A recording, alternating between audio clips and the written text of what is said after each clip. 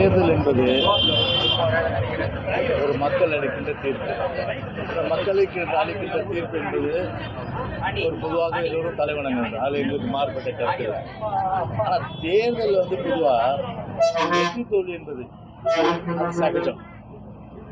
குறிப்பாக அனைத்து அண்ணா திராவிட முன்னேற்ற கழகத்தை பொறுத்தவரை ஒரு 30 ஆண்டுகளுக்கு மேலாக தமிழ்நாட்டை ஆண்ட கட்சி. 2026 கண்டிப்பாக இந்த தமிழகத்தை ஆளப்போகின்ற ஒரு கட்சி அது அனைத்து அண்ணா திராவிட முன்னேற்ற கழகத்தின் மாபெரும் இயக்கம் தான். எனவே தேர்தல் வெற்றி தோல்வி மாறி மாறி வரும். ஏன்னா இப்போ நீங்க பாத்தீங்கன்னா அண்ணாமலையை பொறுத்தவரை ஒரு புள்ளி ராஜா ஆயிட்டாரு. என்ன ஆயிட்டாரு? புள்ளி ராஜா. உடனே ஸ்டாட்டிஸ்டிக்ஸ், அவங்க எவ்வளவு, இவங்க எவ்வளவு, இவங்க எவ்வளவு, இவங்க எவ்வளவு.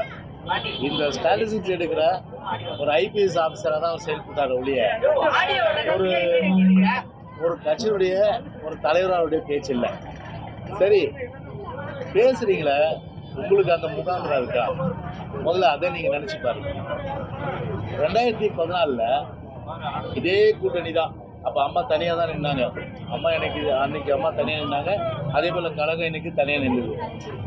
அன்னைக்கு பிஜேபியோட, அன்னைக்கு பாமக, அதே போல எல்லாம் இருந்தாங்க. அன்னைக்கு கட்சி இது எவ்வளோ அப்போ வாங்கின ஓட்டோட இப்போ வாங்கின ஓட்டு 2014 பிஜேபி கூட்டணி குறைவு தானே.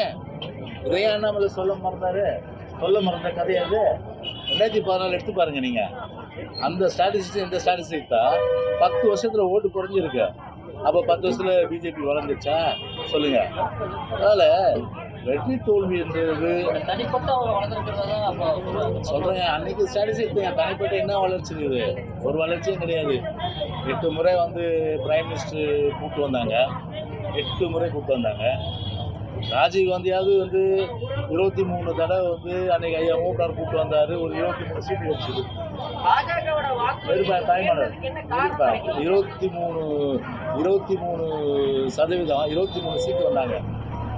ஆனா இன்னைக்கு ஒரு சீட்டு கூட பிஜேபி, இன்னைக்கு ஒரு சீட்டு கூட 8 முறை கொண்டு பிஜேபி வரலையே. தினைக்கும் பார்த்தீங்கன்னா அவங்களுடைய ஸ்ட்ராங் பெல்ட்டா இருக்கிற கன்னியாகுமரியில வர முடிஞ்சுதா? வர முடியல. தருமபுரி பொதுவாக பார்த்தீங்கன்னா பாட்டாளி மக்கள் வச்சு அங்கே கொஞ்சம் வலுவான ஒரு இது இருக்கு. அங்கேயும் தோத்துட்டாங்களாங்க. அப்போ பூஜ்ஜியம் தானே. அப்போ அவங்க உள்ளதும் போச்சு. அதனால் டெபாசிட் போச்சு, அது போச்சு, இது போச்சுன்னு கதையை கட்டுறதை விட நாளைக்கு என்ன அவங்களுடைய வளர்ச்சின்னு பார்த்தா ஒரு வளர்ச்சியும் கிடையாது. சுருக்கமாக சொல்ல போனால் பெங்களூர் அணி இருக்கு இல்லையா? என்ன அணி? ஐபிஎல் என்ன சொல்லுவாங்க? Royal challengers Bangalore, RCB. அது தோத்துனே தான் இருக்கும். அது போல தான் இந்த பிஜேபியும் அது மாதிரி ஆர்சிபி மாதிரி தோத்துட்டே இருக்கிற அணி தான்.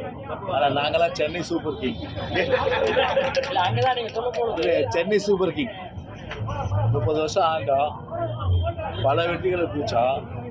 இப்போ வர தேர்தலில் வெற்றிகளை குவிக்க போகிறோம். இது வரலாற்று சாதனை வரப்போகுது. இது நொதி கஞ்சி மாதிரி ஏன் இப்படி அண்ணாமலை குதிக்கிறாரு? அதான் எங்களுக்கு தெரியல எங்களுக்கு. அதனால என்ன முகாந்திரம் இருக்கு உங்களை பற்றி எங்களை பற்றி பேசுறதுக்கு? சரி, ஆல் இண்டியா லெவலில் என்ன மதவாத இனவாதம் எடுபட்டுதா?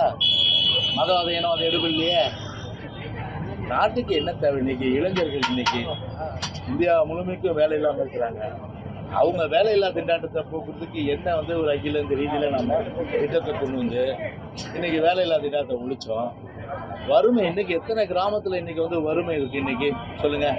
எல்லா கிராமத்துலையும் இன்னைக்கு பார்த்தீங்கன்னா பள்ளிக்கூடங்கள் இருக்கா? இன்னைக்கு இந்தியா ஃபுல்லா இன்னைக்கு அதை பேசுங்க. பாதகம் செய்பவரை கண்டால் நாம் பயங்கொள்ளலாகாது பாப்பா. மோதி மிதித்து விடு பாப்பா, அவர் முகத்தில் உமிழ்ந்து விடு பாப்பா. அண்மை செய்திகளை உடனுக்குடன் தெரிந்து கொள்ள இணைந்திருங்கள் இயம்நாடு தொலைக்காட்சியுடன்.